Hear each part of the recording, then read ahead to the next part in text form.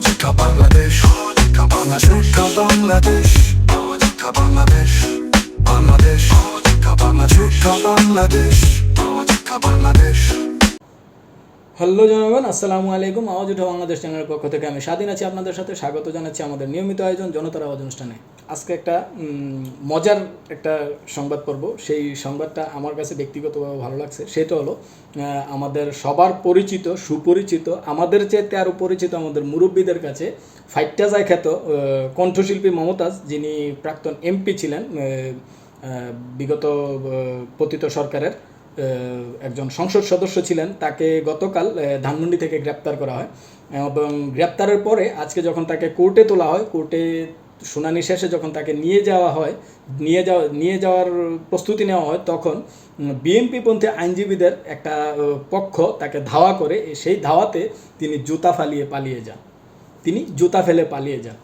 এই নিউজটা, এই সংবাদটা মজার কেন বললাম, অ্যাকচুয়ালি আমি যদি আমার অভিমত থেকে বলি, সংসদ একটা পবিত্র জায়গা এবং সংসদ এমন একটা জায়গা যেখান থেকে আমাদের সমগ্র বাংলাদেশের প্রত্যেকটা মানুষের ভাগ্যের একটা হিসেব নিকাশ ওই সংসদ থেকে আসে। ভাগ্যটা আমরা নেক্সট কি করব, আগামী বছর কি করব, আমাদের সুবিধা অসুবিধা, আমাদের অধিকার, আমাদের চাওয়া পাওয়া, এগুলো অনেকাংশেই যেই ডিসকাশনটা হয়, সেই ডিসকাশনটা সংসদে হয়।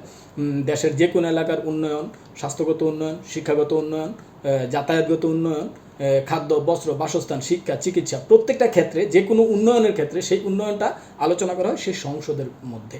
এবং আমরা যদি খেয়াল করি, ওনার অনেকগুলো ভাইরাল বক্তব্যের মধ্যে একটা বক্তব্য ছিল যেখানে উনি বলছিলেন উনি সকল ধরনের হাদিস জানেন, কোরআন জানেন। তো এই বক্তব্যটা আমি আমাকে খুব ব্যথিত করে। কেন? কারণ তিনি একজন সঙ্গীত শিল্পী, আর সঙ্গীত শিল্পীর মধ্যেও তিনি বাউল শিল্পী ছিলেন। বাউল শিল্পী থেকে তিনি উঠে এসেছেন। আমরা যদি খেয়াল করি, বাউল শিল্পীরা, আমরা এটা অস্বীকার করার মতো না, বাস্তবতা। বাউল শিল্পীরা বর্তমান সময়ে হয়তো অনেকটা ভালোই গান করে, কিন্তু আগে উনি যখন বাউল শিল্পী ছিল, উনি যখন উঠে এসেছিল, উনি কোথায় থেকে উঠে এসেছে, আমরা যদি তার মমতাজ সিনেমাটা দেখি, সেখান থেকেও আমরা বুঝতে পারি ওনার আসলে ব্যাকগ্রাউন্ডটা কী ছিল। সেই ব্যাকগ্রাউন্ড থেকে খুব বেশি একটা উচ্চশিক্ষিত না, এবং তার যেই চারিত্রিক বৈশিষ্ট্য খুব বেশি একটা ভালো না। যদি আমরা বিচার করি, তার অতীত বিচার করি, সেই জায়গা থেকে তিনি উঠে এসে সংসদের মতো জায়গায় তিনি ধর্মীয় বক্তব্য দেবেন, তিনি ধর্মশিক্ষা দেবেন। এটা আসলে আমাদের মতো যারা সচেতন মুসলিম তাদের মেনে নেওয়াটা খুবই কঠিন। আমরা যদি আরও দেখি, তিনি সময়ে সময়ে আমাদের বর্তমান সময়ের সবচাইতে বড় দল বাংলাদেশ জাতীয়তাবাদী দল বিএনপির প্রতিষ্ঠাতা জিয়াউর রহমানকে নিয়ে কয়েকটা বক্তব্য দিয়েছেন, যেগুলো খুবই আপত্তিকর এবং খুবই বিশ্রী। তো আমি মনে করি, আমার ব্যক্তিগত অভিমত, আমি মনে করি এই ধরনের মানুষগুলোকে আসলে সংসদে নেওয়াটা মোটেও উচিত না। সংসদটা আসলে মূর্খ আর বুদ্ধিহীনদের জন্য বলে আমার মনে হয় না। সংসদে তারাই যাবে সারা বাংলাদেশের মধ্যে যারা মোস্ট ট্যালেন্টেড পিপল, যাদের সবচেয়ে বেশি যোগ্যতা সম্পন্ন মানুষগুলোকে সংসদে নেওয়া উচিত, যারা দেশ নিয়ে ভাববে, যারা একটা জিনিস চিন্তা করবে যে ওই আমার এলাকায় আমি কি করলে আমার এলাকার মানুষগুলো ভালো থাকবে। আর প্রত্যেকটা, যেমন মন্ত্রণালয়গুলো, শিক্ষা মন্ত্রণালয়ে যিনি মন্ত্রী হবেন তাকে শিক্ষা বিষয়ক যোগ্যতা সম্পন্ন হতে হবে। ভূমি মন্ত্রণালয়ে তার ভূমির যে পড়াশোনা আছে সেটা নিয়ে অভিজ্ঞ হতে হবে। আপনার সাংস্কৃতিক মন্ত্রণালয়ে তার সাংস্কৃতিক বিষয়ে অভিজ্ঞতা থাকতে হবে। যোগাযোগ মন্ত্রণালয় দেখি, যোগাযোগের সম্পর্কে তার সম্পূর্ণ জ্ঞান থাকতে হবে, অভিজ্ঞতা থাকতে হবে এবং তার যথার্থ পরিমাণ জ্ঞান থাকতে হবে। ওই রকম মানুষগুলোকে সংসদে নেওয়া উচিত বলে আমি মনে করি, যারা ট্যালেন্টেড, যারা প্রকৃতপক্ষে যাদের মেধা আছে, যারা মেধাটাকে কাজে লাগিয়ে দেশকে উন্নয়নের দিকে এগিয়ে নিয়ে যেতে পারবে, এমন মানুষদেরকে সংসদে নেওয়া উচিত। কিন্তু আমরা বিগত সরকারের আমলে দেখেছি, মানে খুব বিশেষ ব্যক্তিদেরকে, উনি একটু পপুলার, উনি দর্শক জনপ্রিয়, ওনাকে সংসদে নিয়ে যাওয়া হচ্ছে।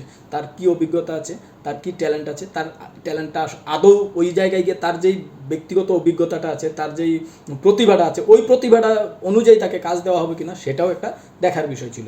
কিন্তু আমরা যদি দেখি, মমতাজ, যিনি সংসদে মেজরিটি টাইম গান শোনাতেন, তো আর খুব হাস্যরস করতেন, এবং আমাদের শ্রদ্ধেয় যেসব নেতারা ছিল, যেমন মেজর জিয়াউর রহমান, তাকে নিয়ে কটাক্ষ করতেন এবং বিএনপির ভারপ্রাপ্ত চেয়ারম্যান, বিএনপির বর্তমান চেয়ারম্যান খালেদা জিয়া, তাদেরকে নিয়ে অনেক সময় কটাক্ষ করতেন। তো এই চরিত্রটা আসলে সংসদের মতো জায়গায় মানায় না বলে আমি মনে করি। পরিশেষে এটাই বলবো, আমাদের বর্তমানে যেই অবস্থানটা, পরিস্থিতিটা চলতেছে, আমরা খুব শীঘ্রই হয়তো একটা জাতীয় নির্বাচন দেখব। সেই জাতীয় নির্বাচনে যেই জয়ী হবে, সংসদে যারাই যাবে, আমি আশা করব প্রতিভাবান যারা আছে, প্রতিভা যাদের আছে, তাদেরকেই সংসদে যাওয়ার মতো ব্যবস্থা করা উচিত, তাদেরকেই নির্বাচিত করা উচিত, যাদের খুব ভালো অভিজ্ঞতা আছে, যাদের প্রতিভা আছে, যাদের মধ্যে দেশপ্রেম আছে, যাদের মধ্যে জনতার প্রেম আছে, তাদের ওই ধরনের মানুষগুলোকে আসলে নির্বাচিত করে সংসদে পাঠানো উচিত বলে আমি মনে করি। ধন্যবাদ সবাইকে। আসসালামু আলাইকুম।